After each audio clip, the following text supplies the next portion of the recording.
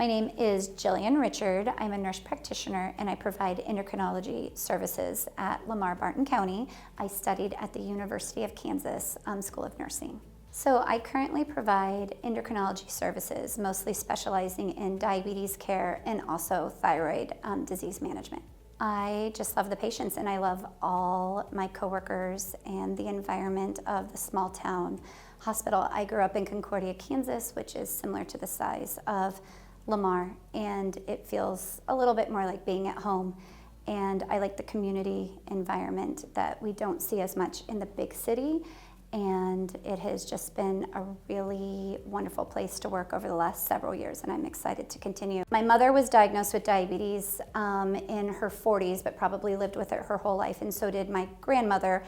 When I started at Children's Mercy Hospital, diabetes was one of the services that we were offered on our floor, and I really enjoyed providing education to new parents and patients with regards to diabetes management, and I just fell in love with that area. And I only worked on the hospital floor approximately a year before I went into endocrinology, and I've worked down there since 2002.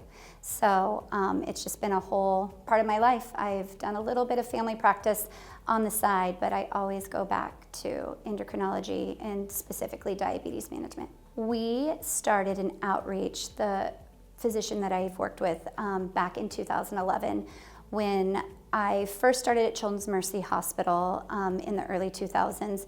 One of the pillars and outreaches that the hospital tried to provide was care to small towns and surrounding areas for specialty care.